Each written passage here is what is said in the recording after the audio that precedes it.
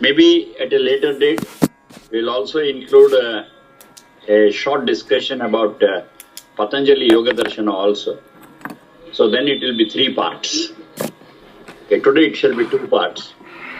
The word what I am taking first is Atharva. Atharva. So that is one of the Vedas also, Atharva Veda. Now there's a lot of misconceptions about Atharva Veda. Even scholars commit this mistake. This is sorry aspect of it. That is, Atharva Veda contains mainly black magic, Vashikarana, Uchchatana, Marana. So all these things are in Atharva Veda. This is a general notion about Atharva Veda. But it is not true. It is 100% false. I shall not go into the details. I shall just go into the meaning of the word Atharva. Then things will be clear. The root of the word Tharva is Tharva Kampane. Tharva Kampane. Kampana means to shudder, to get frightened, shaken. Any of those things you can take. That means Tharva. So Atharva means the opposite of it, very clear.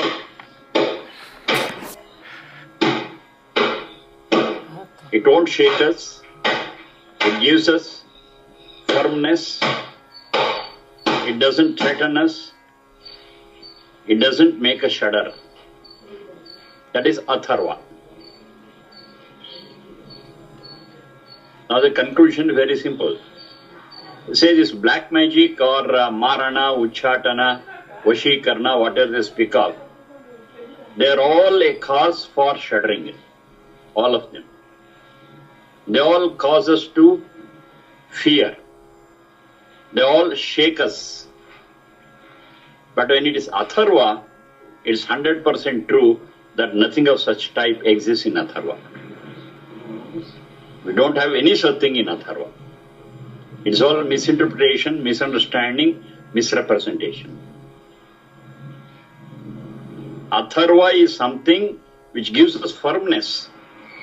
If at all I am shuddering for some reason, if I study Atharva, I become strong, I become bold.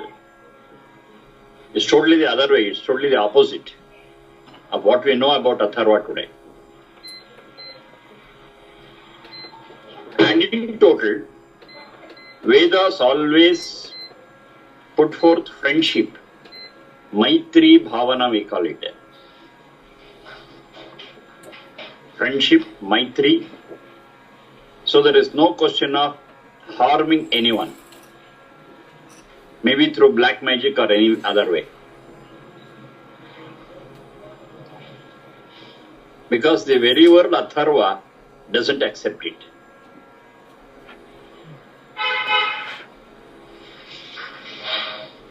Atharva is something which gives us stability. It doesn't shake us. It doesn't uproot us.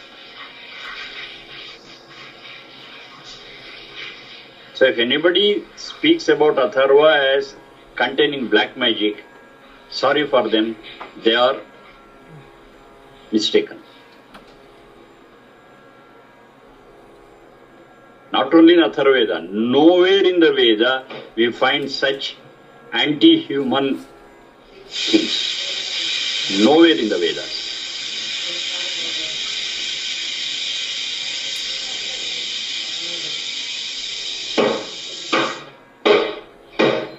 The impact of Vedic study is establishing world peace, establishing harmony, not only between human beings, but in all lives.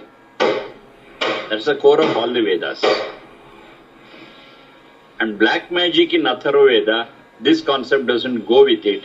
So it is 100% misunderstanding. Tharva Kampane is the dhatu, is a root.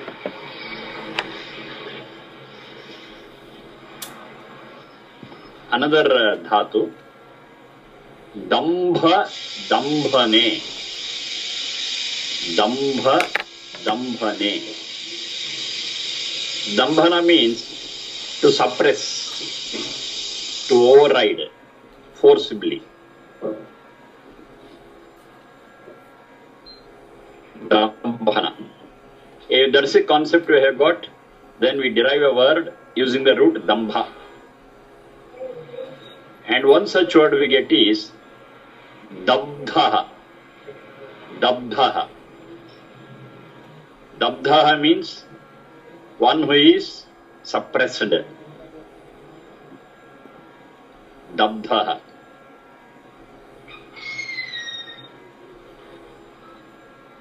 But most of the time in Vedas, we find the word Adabdhaha. Adabdhaha. That is one who is not suppressed. One who is not exploited.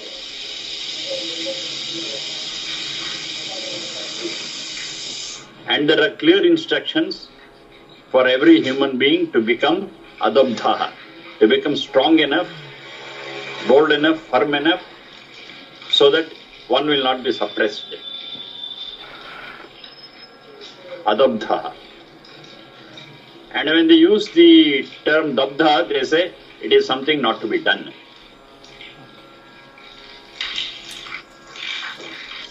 So we call it do's and don'ts. Midhi, Nishedha. These are the two technical terms we use. Midhi is something to be done. Nishedha is something prohibited. Don't. Do's and don'ts.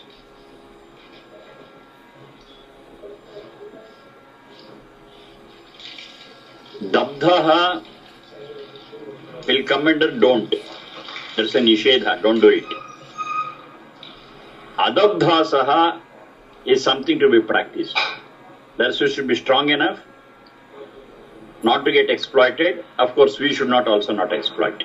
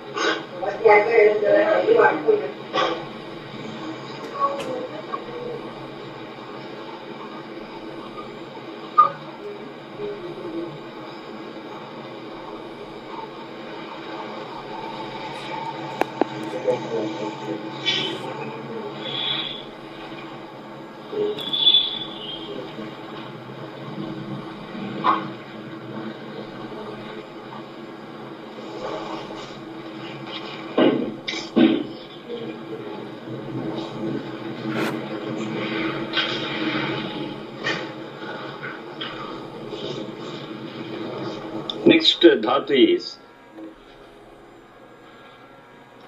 Ad Bhakshane. Ad Bhakshane.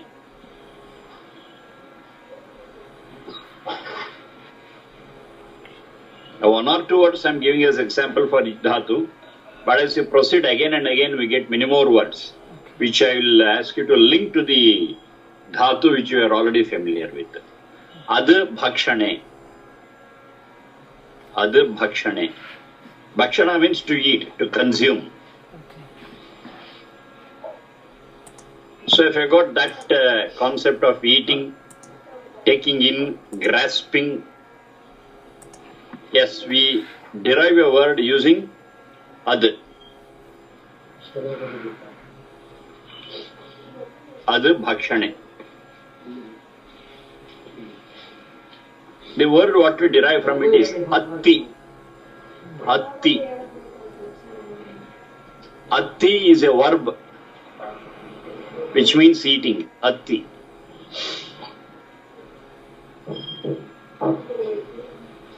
To eat, to consume. To have it, so it all means ati.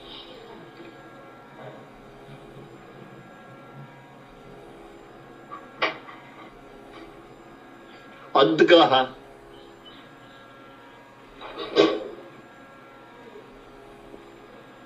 Adgaha is that which is worthy to be consumed. It's a noun. Adgaha.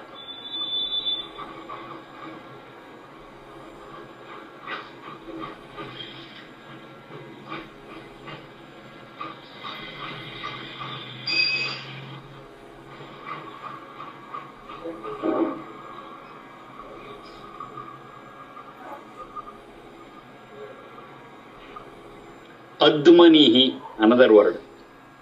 Admanihi.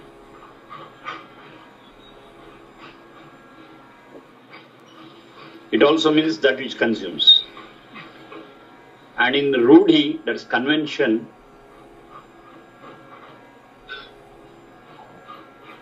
colloquially, Admanihi is fire. Because it consumes almost everything, whatever is put into it. So Agnihi. Admanihi is equal to Agnihi in colloquial. Because it consumes almost anything. There are some exceptions, but most of the things burns it down. So it is Agni. So burning it down means it has consumed.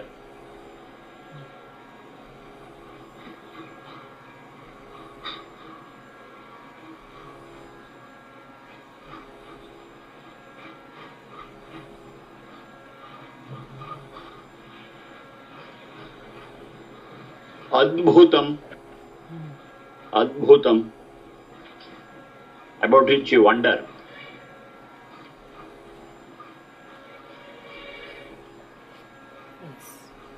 It is something which we take suddenly or it is forced upon us suddenly to take. So it is Adbhutam. And the basic root is Adbhakshane. When you are wonderstruck, that's what happens. We suddenly take it without any expectation. Or it is suddenly forced upon us to consume. So it becomes Adbhuta, wonderstruck.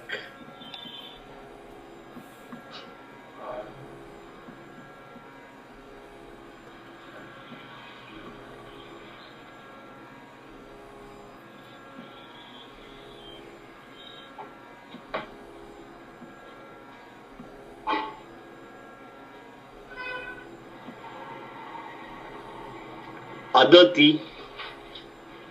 Adati is a verb. That's eating, consuming. Adati.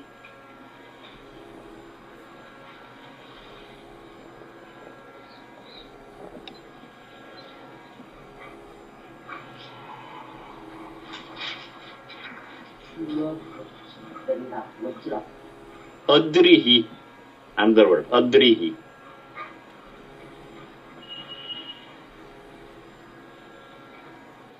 Adrihi means that which consumes. Now in colloquial, Adrihi means a mountain. Adrihi is a mountain. Now how do you link this Adrihi to Adbhakshane? Say clouds, they are stopped by these mountains. Clouds are stopped by these mountains and there they rain, and this Adrihi is really the catchment area. So that catchment is Adbhakshane.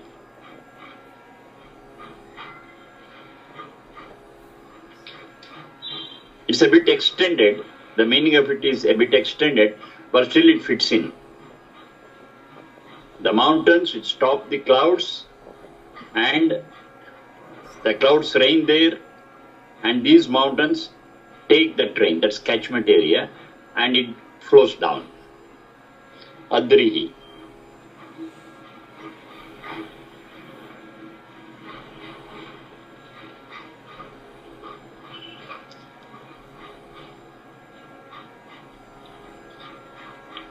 Next root is Shtha Gati Nivruttau. Shtha. Sha is the bigger consonant Sha and Tha Mahaprana. Shtha Gati Nivruttau.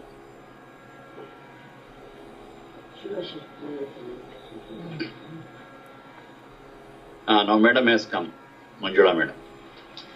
Shtha Gati Nivruttau.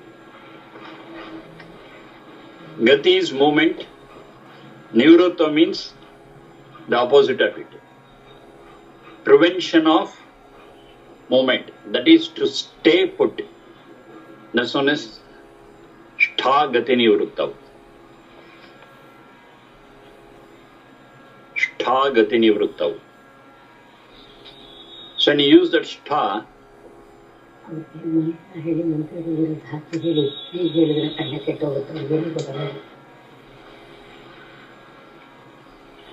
Gati Nivruttau.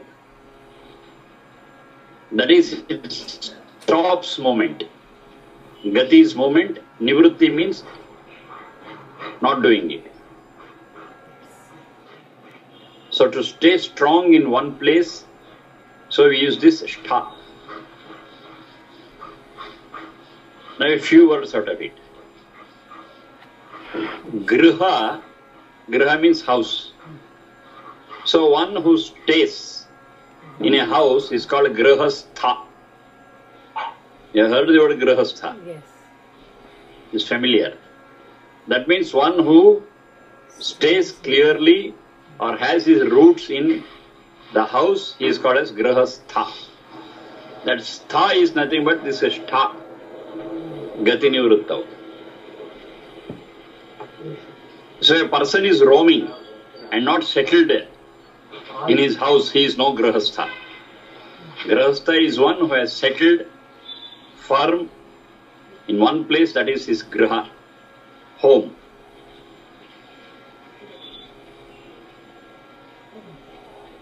Grihastha.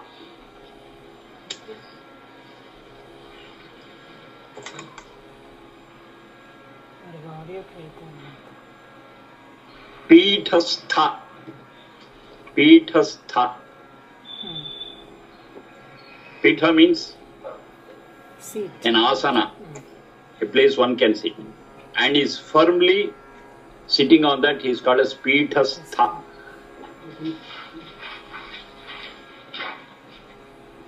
Adhikarastha.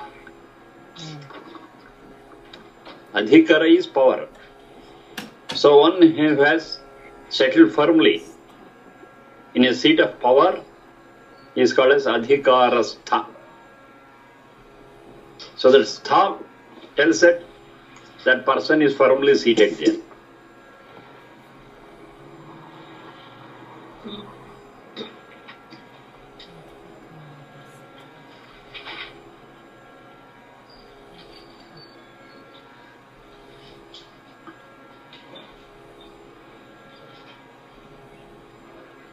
Adhishtha. Adhishtanam. Adhishtanam. Adhishtanam is a place where a person is sitting firmly. Adhishtanam. So there also you find that Shtha.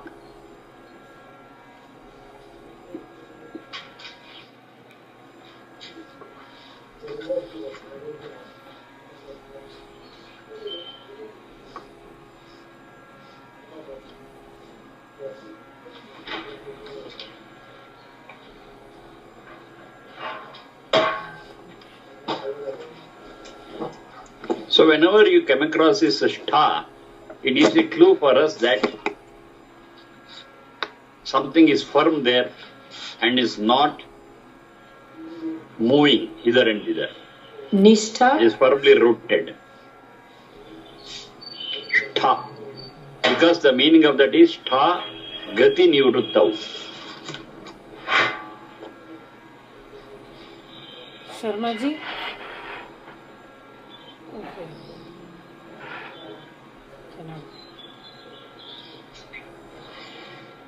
Nishtha. Next dhatu, dhwara.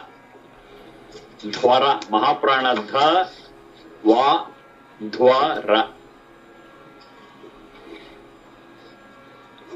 Dhwara, himsayam. Dhwara, himsayam. Violence, to inflict violence. So the dhatu is dhwara.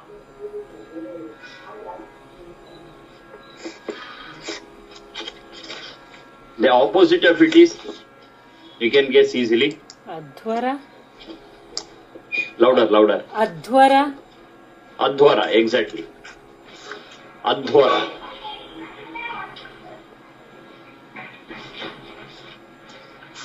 Adhwara means non-violence. The opposite of violence. Dhwara is himsa karma. Adhwara is opposite.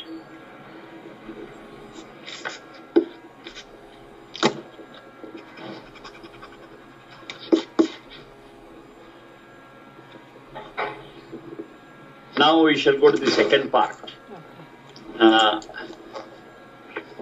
We will discuss about a mantra which contains this word Adhwara.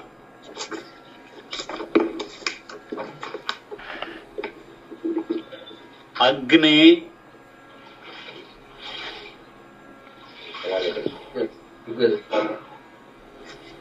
Agne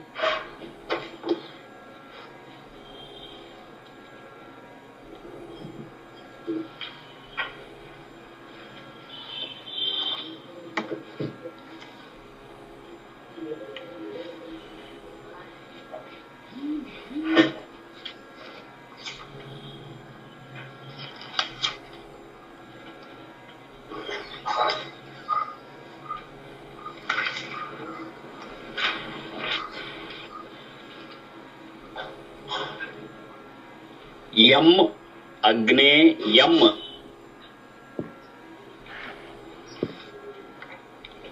Yajnam Adhwaram Agne Yam Yajnam Adhwaram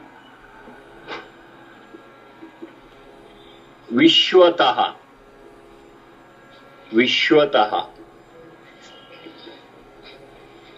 Paribhurasi Agne Yam Yajnam Adhwaram Vishwataha Paribhurasi. So we put one single vertical line.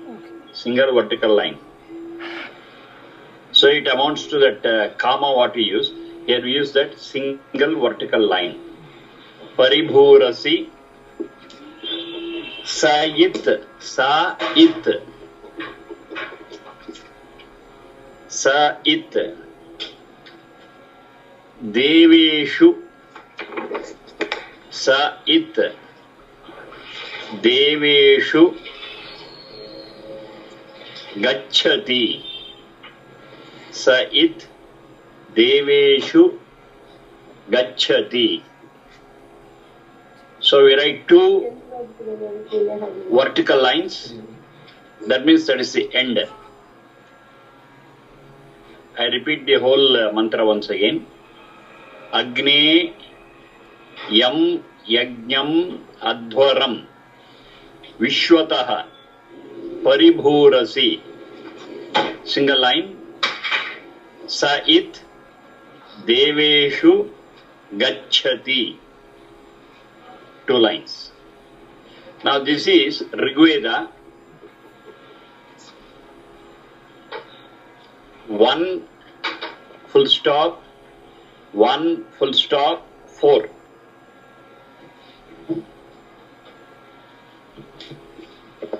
One point, 1.4.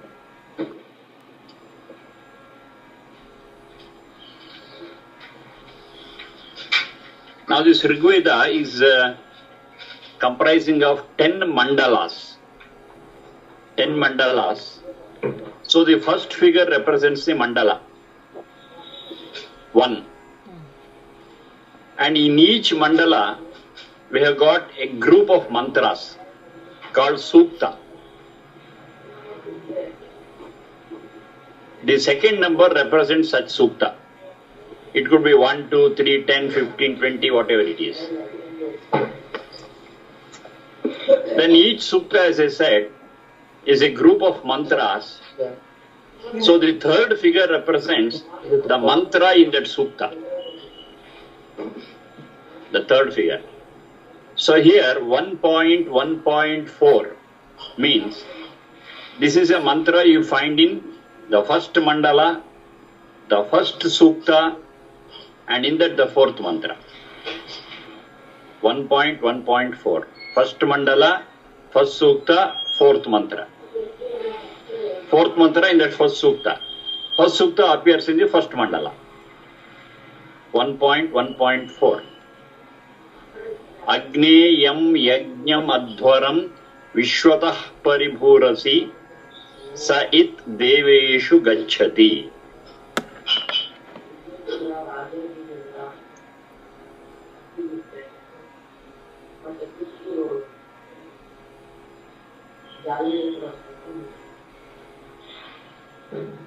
Now, a little information about what we call it as metric science.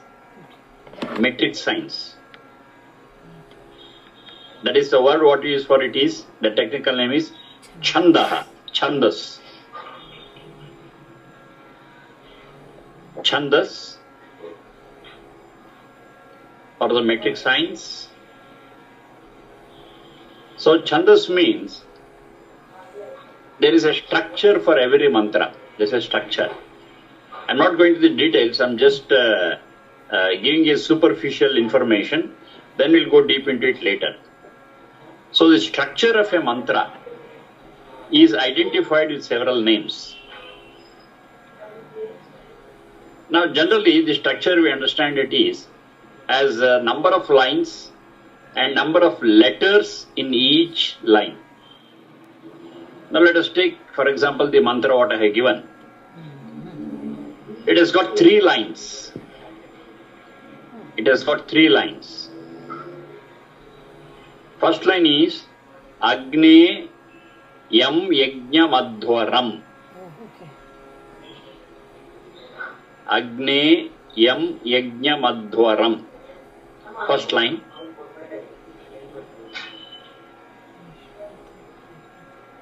Vishwatah Paribhurasi. Second line.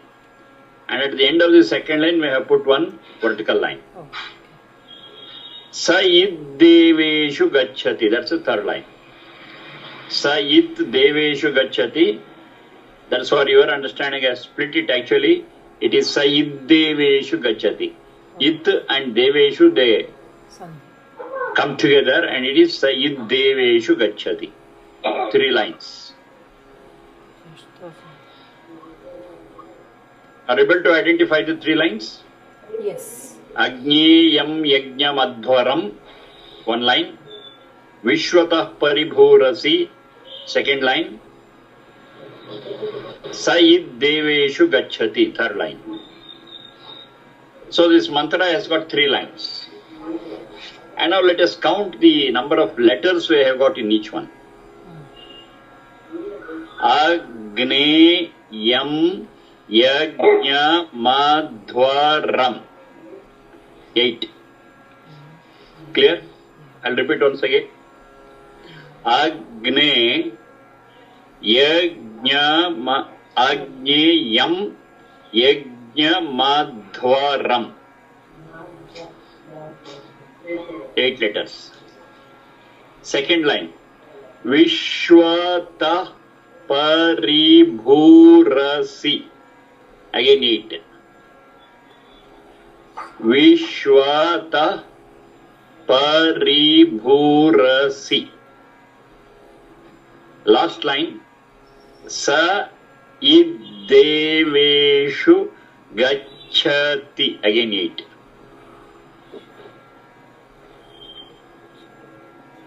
If you got any confusion, please ask me. 3 lines, each line containing 8 letters. Agneyam yajna madhvaram vishwatah paribhorasi sa iddeveshu gacchati. Am I clear to all of you? Yes.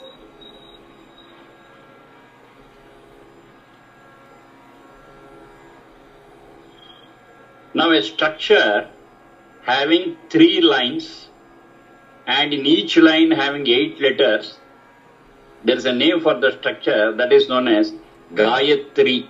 Oh, okay. Gayatri Chandas. Gayatri meter.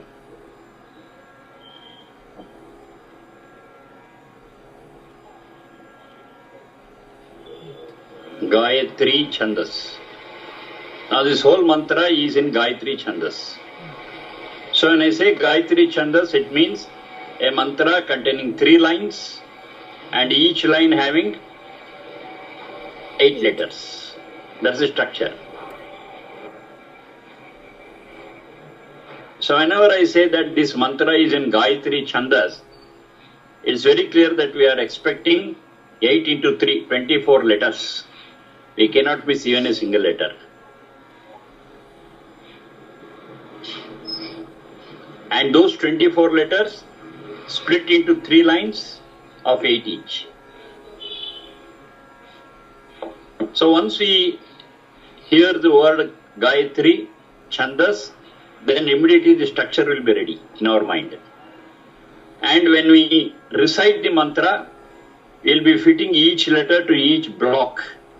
So 8 blocks in a line and 3 lines of that sort.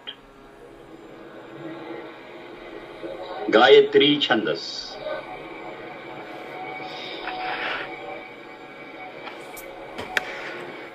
So I'm clear about that. Yes. Just a simple introduction to Chandas. We got so many things in that, and Chandas contributes a lot to understand the meaning of the mantra also. That we'll see a little later. It's enough at this juncture if you know that Chandas speaks about the structure of a mantra, the physical structure of a mantra, and that's not the end of it. That's not the end of it. It's only a beginning. So like this we have got different Vedic Chandas, Vedic meters.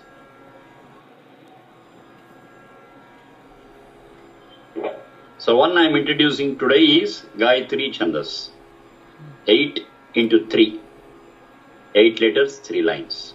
Okay. Now we'll understand what this mantra is telling. Agne. Agne is in vocative case. Sambodhana vibhakti. Okay. Vocative case.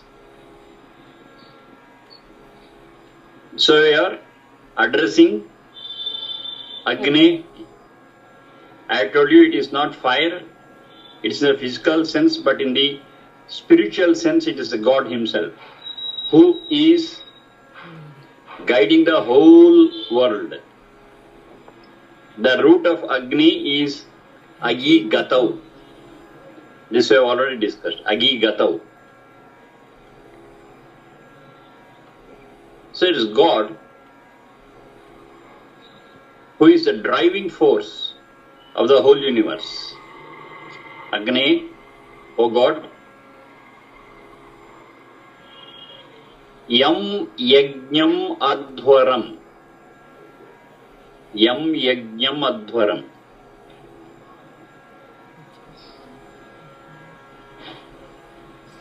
That Yajna, also known as Adhvara,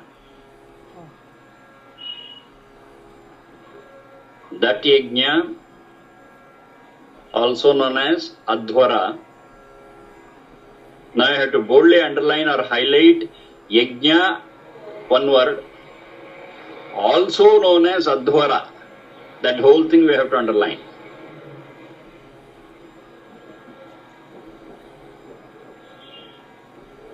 Also known as Adhvara.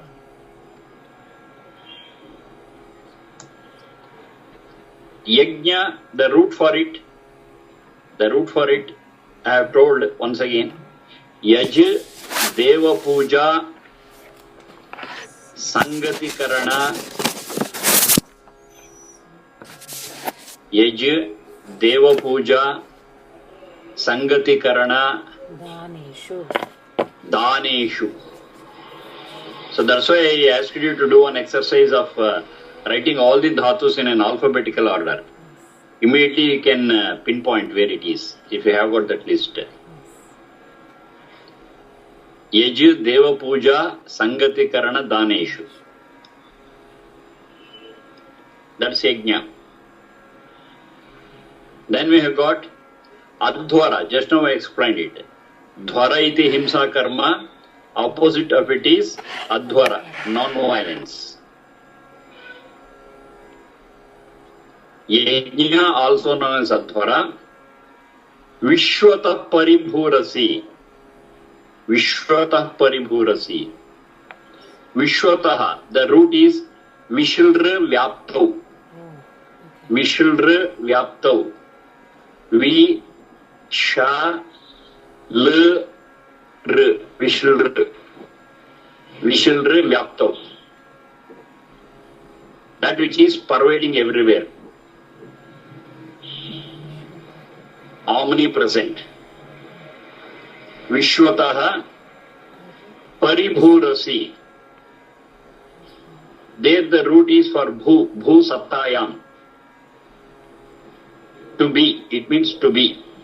Bhu Sattayam. Pari means all around. Pari means all around. Paribhurasi.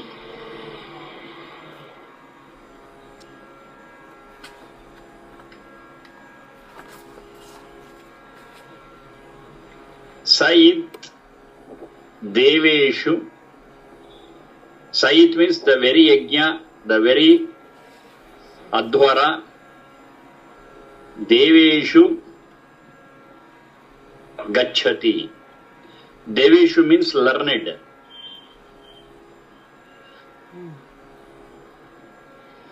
It goes among the learned. That's what it means directly. The purport is learned people appreciate it, learned people revere an Adhvara, reverend Yajna.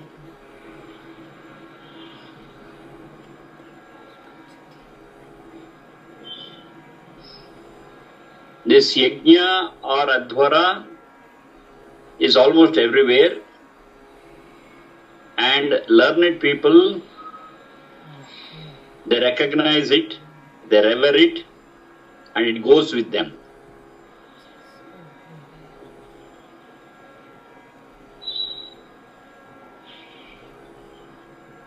Yajna is equal to Adhvara. They are not different. Yajna itself is called as Adhvara. Adhvara is also called as Yajna. You can say they are synonyms. Both are synonyms. Yajna and Adhvara.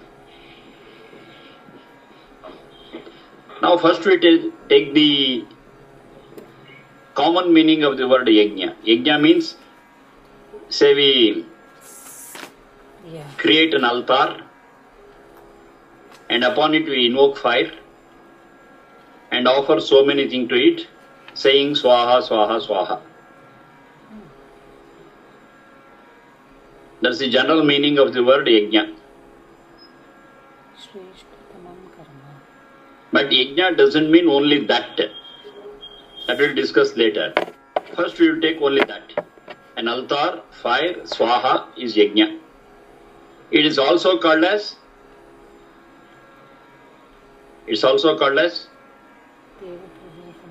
No, I'm not able to hear. Louder. Adhvara? Just now it is there in the mantra. It's also known as Adhvara. Adhvara, right? So altar, fire and swaha is yajna. The same thing is also called as Adhvara. Adhvara means, please note, non-violent act. Because dhvara is himsa karma, adhvara is its opposite.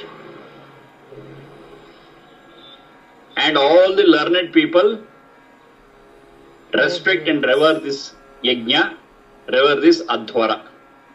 Okay.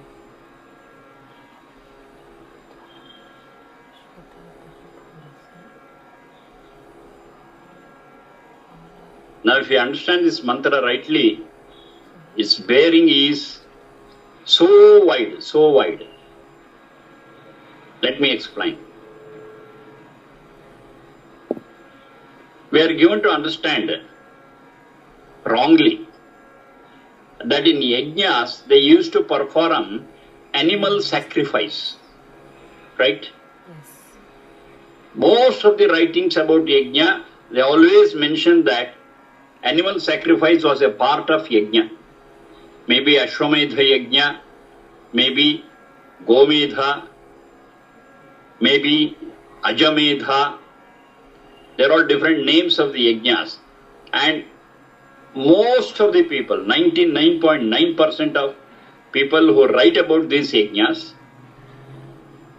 unfortunate thing is scholars, Sanskrit scholars, even Vedic scholars, they mention that animal sacrifice was a part of the yajnas.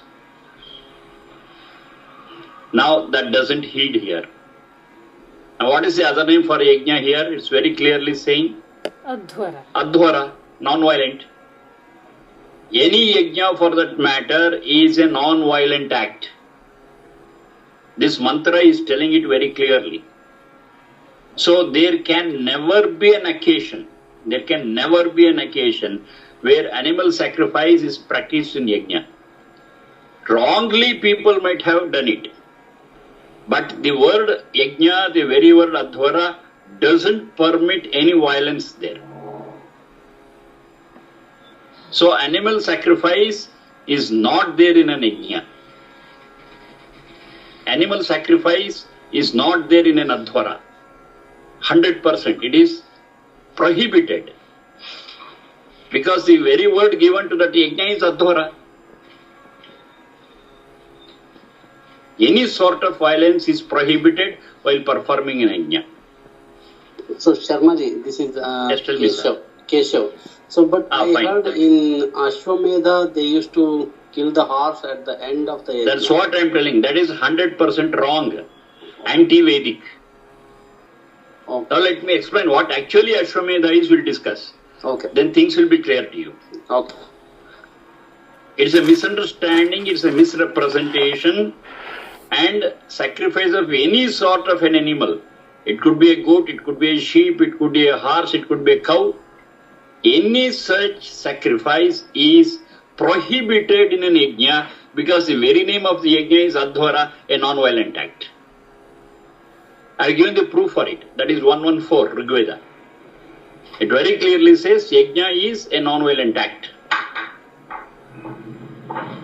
Then how come all these things have been included or practiced? That we'll discuss separately. First, I want to make it very clear, yajna never allows violence. Because the other name for yajna is adhvara, and adhvara is non-violence. Please be sure about it.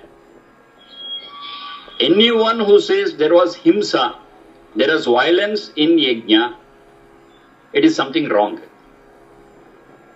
They are misinformed, or they have understood things wrongly, whoever it may be. So my statement is categorical. I am very firm about it.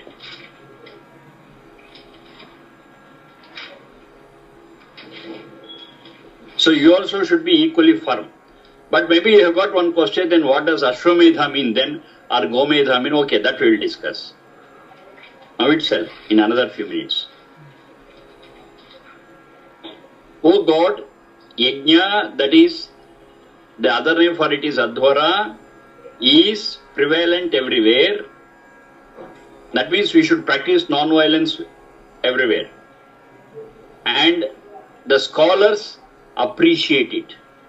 Adhvara, that's non-violent act, is appreciated by Deva. Deva means scholars.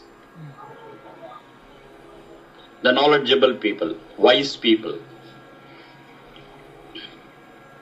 They all support this non-violent act, that's Adhvara, that is Yajna.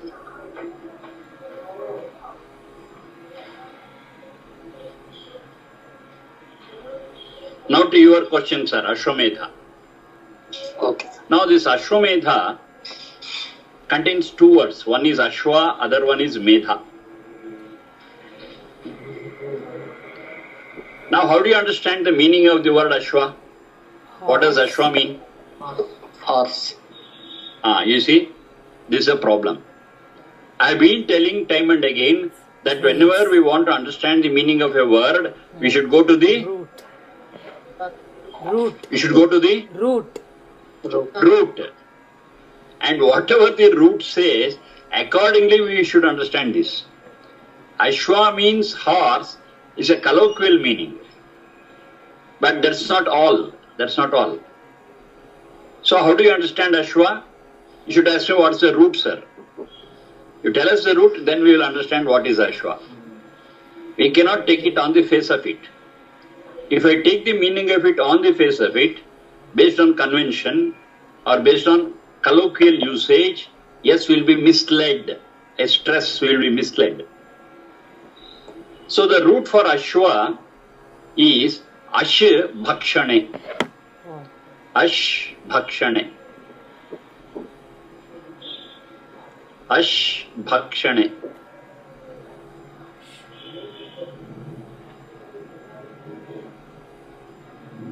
So what we eat is called as Ashana. You have heard the word Ashana. Yes. And sometimes people contribute for the less fortunate for their monthly food. It is called as Masashana. Yeah. Masa is monthly, Ashana is food. So they contribute for their food every month. So that is known as Masashana.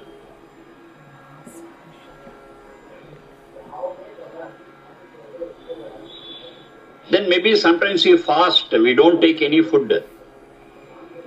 Maybe for health reasons, maybe for religious reasons, I don't know. Now that is known as Nirashana. Nirashana. That's going without food, fasting. Nirashana. A few words I am giving. The basic root of all these words it is Ash Bhakshane. Now from the same root Ash Bhakshane, we can also understand it as the horse. For that, Nirukta. Nirukta is another Vedanga. A branch of Veda, a science developed out of Veda, and that was developed by Yaska. Yaskacharya. Yaskacharya. It is as good as a thesaurus. That Nirukta is as good as a thesaurus, and he gives lot of examples as to how we should understand the Vedic words, what is the science behind it, what is the grammar behind it, what is the phonetics behind it, what is the metric science behind it. He explains so many things. And finally concludes this is the way we have to understand a Vedic word. He gives the science and technique of understanding the Vedic words. In Nirukta, based on Vedas, or culled out from the Vedas, and it is Yaskacharya who has done this job. There he says, that is for correlating between Ashabhakshane and Ashwa, the horse. He says, Ashnati Adhvanam iti Ashwaha. Ashnati Adhvanam iti Ashwaha. Adhvana means path. Adhvana means path. Ashnati eats. Now that which eats the path is the horse.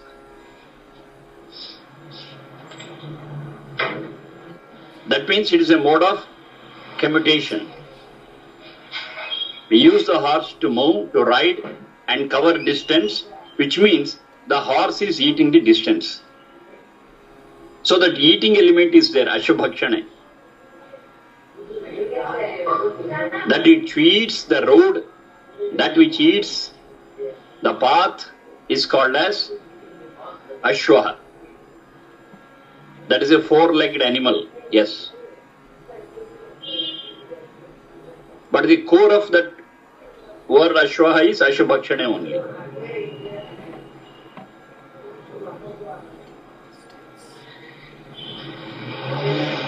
But Ashwaha doesn't mean only horse. Anything that grasps, anything that eats is called as Ashwa, not necessarily a horse. Horse is also okay because it eats the path, the road. But we do have different Ashwas. One very simple thing that we can understand is our eyes are also called as Ashwa because it eats light and shape.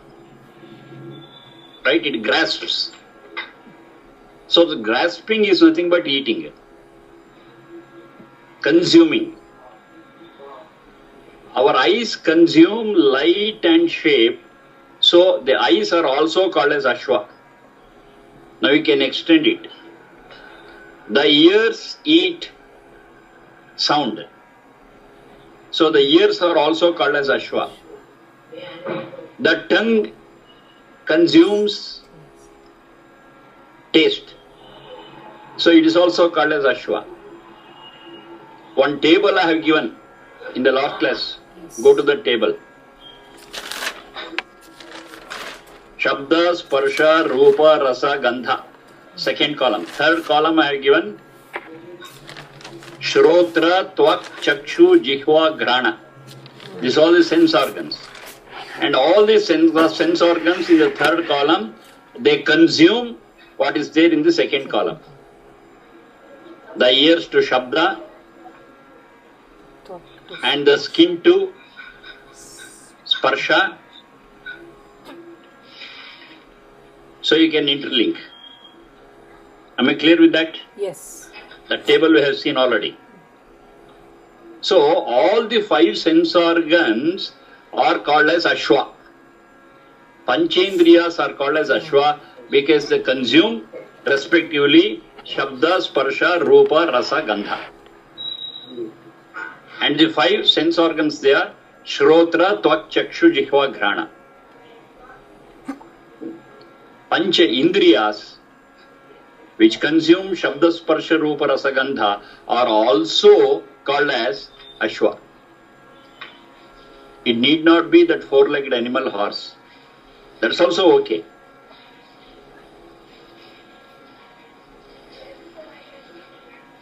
Then we do have one more thing. The rays of the sun. The sun rays. The sun rays take water from the water bodies. It consumes, it eats, and finally convert it to clouds, which finally gives rain. But the consuming part, that is the rays consume water from the water bodies. So the rays of the sun also is called as Ashwa because there is consuming, there is eating, attracting, taking it.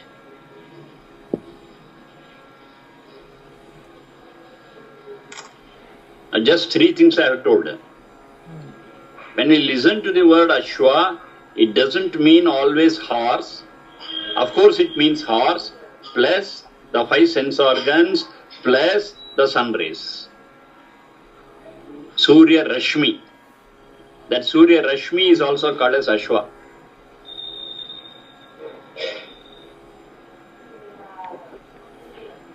Now the picture of the word Ashwa has changed a lot.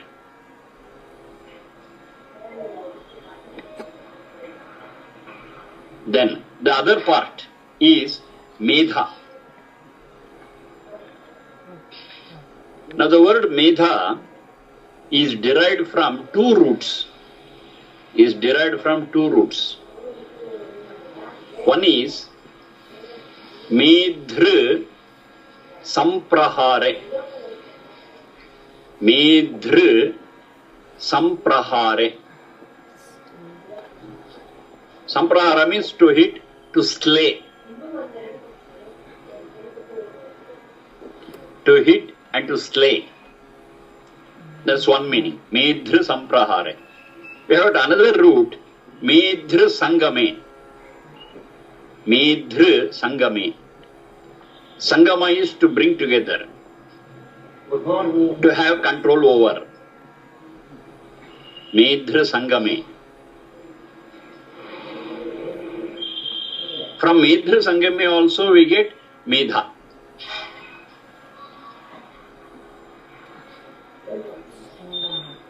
Now it is for us to conclude. Just now I have told you that any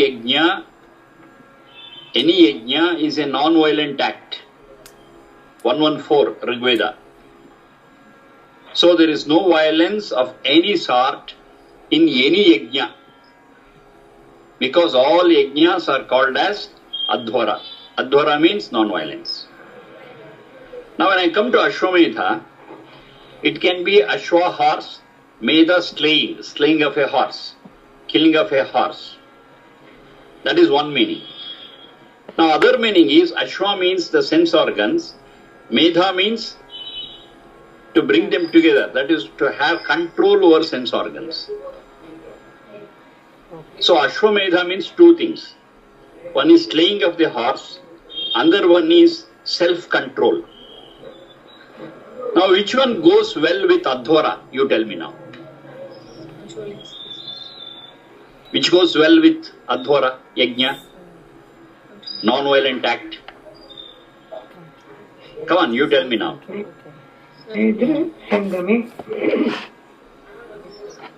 Louder, I am not able to listen. Sir, you raised the word Ashwamedha. You please tell me which goes well.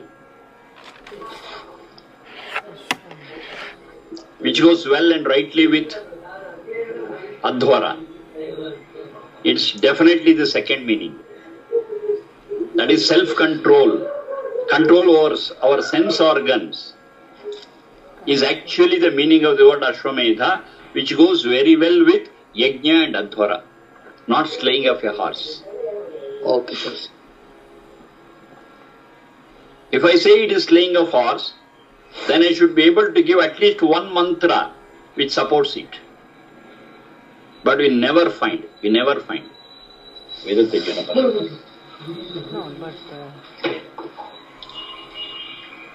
Sorry?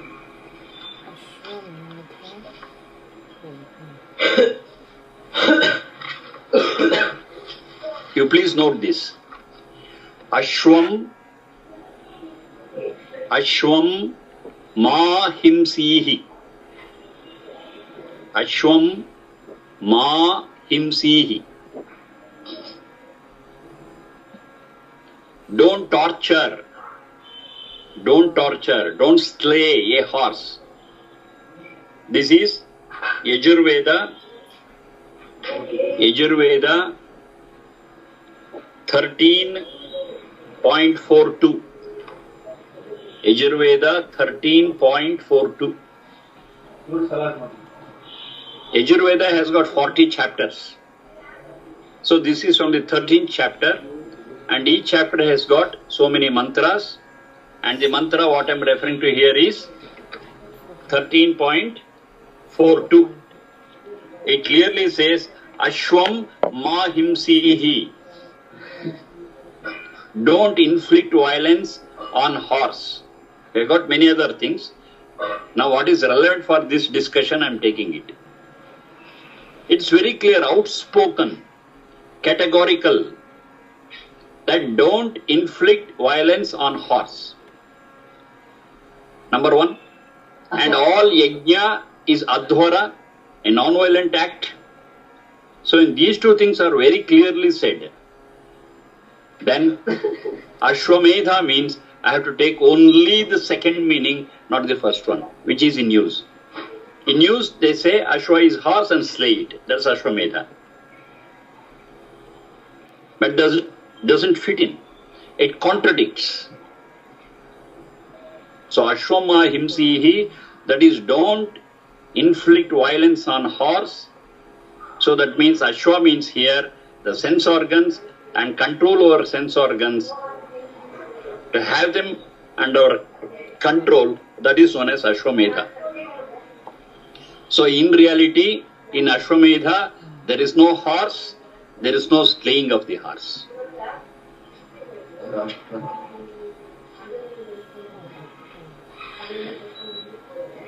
You got it? And I given two supporting Veda mantras. One is Rig Veda 114, another one is Yajurveda 1342. There are many such things, just I have given two. So interpreting Ashwamedha as slaying of a horse is not the goal or purpose of any Veda mantra. It is total misinterpretation, it is total misunderstanding. And of course, by misunderstanding it, many people have slain horses. They have done it. But that is not the meaning that the Veda mantra is telling. When we deeply study the mantras that we use in Ashwamedha, it very well supports control over sense organs and not slaying of a horse. When you go deep into the meaning of the mantras used in Ashwamedha.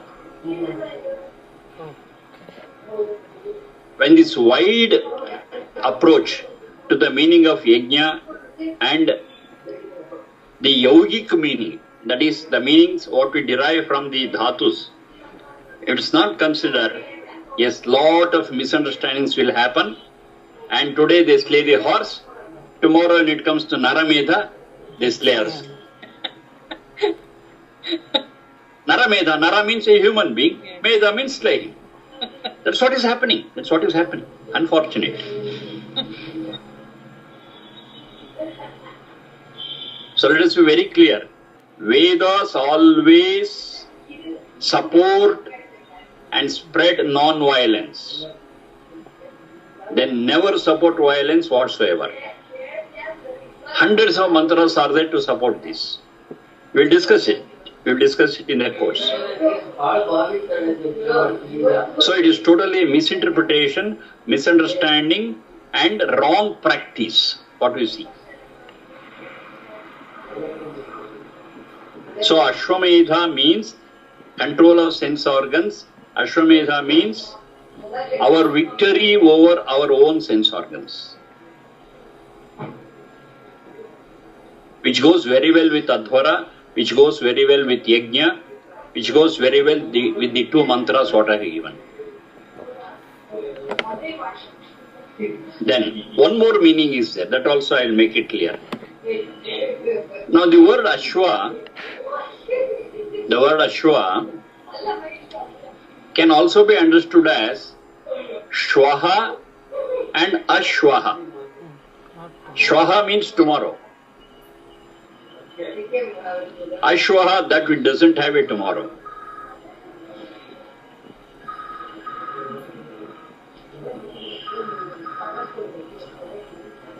Shwaha, Ashwaha.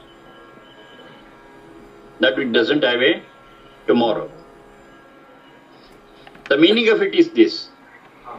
That which is not affected by time doesn't have a tomorrow, doesn't have an yesterday. Yesterday, today, tomorrow, all these things come into picture with reference to those which are bound by time. Only when you are bound by time, yes, we have an yesterday, we have a today, we have a tomorrow. That which is not bound by time doesn't have all these things.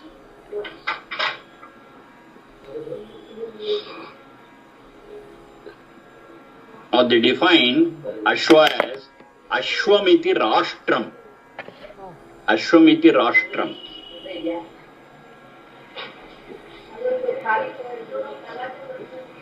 A narrowed down meaning of the word Rashtra is a nation, a country. But the widest meaning of the word Rashtra is this whole globe. Because these nations are separated by man-made boundaries. We say this country, that country, and we write a line. It's man-made. But the whole globe is one, and always when Rashtra is a word used in Vedas, it means the whole globe. So this whole globe is called as Ashwa.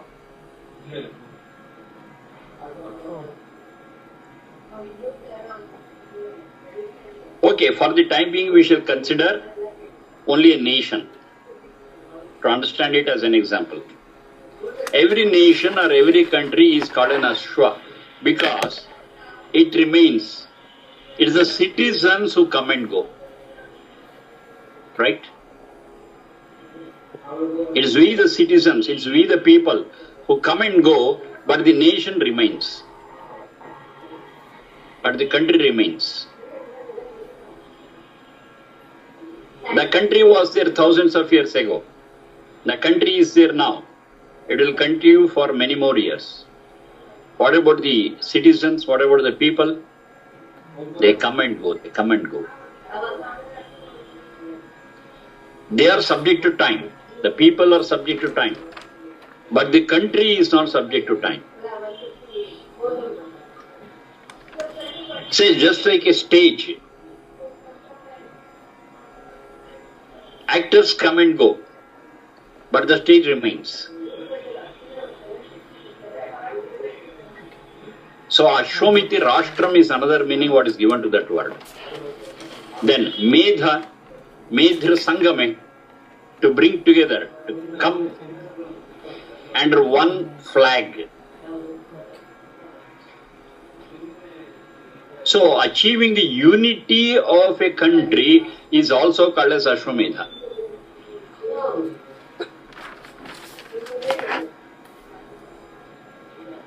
To achieve the unity of a country,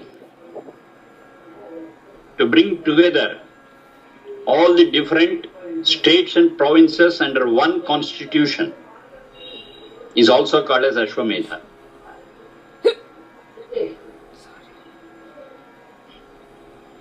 So in this Ashwamedha, where is a horse? Where is the slaying of that horse? It's not there. Ashwamedha means bringing under our control the sense organs, and the other meaning is to bring in unity between different provinces and states under one constitution. This is also called as Ashwamedha. Either way, there is no question of horse, there is no question of slaying. It is totally a misrepresentation, it is totally a misunderstanding. And there is no support for it. There is no support for it in the Vedas.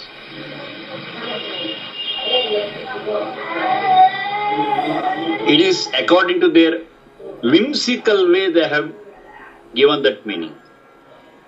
But it cannot be supported by any of the Veda mantras. But the meaning, just now what I told you, it is supported by at least two mantras I have given you.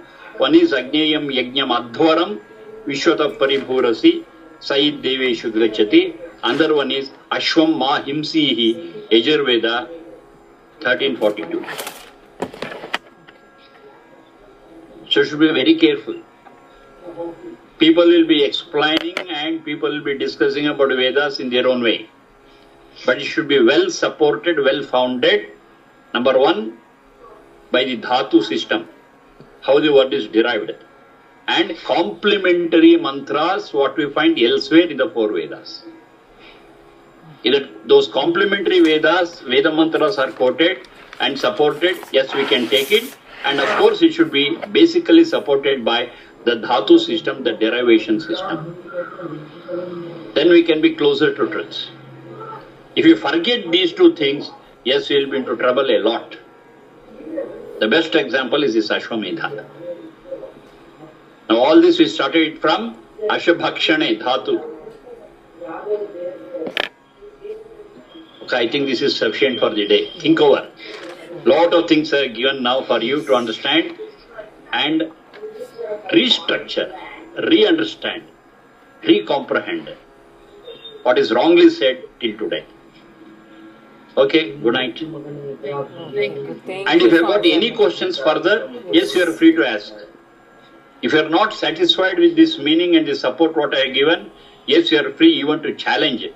No, this is not right. This is the right meaning. You are free to challenge. Think over, think over.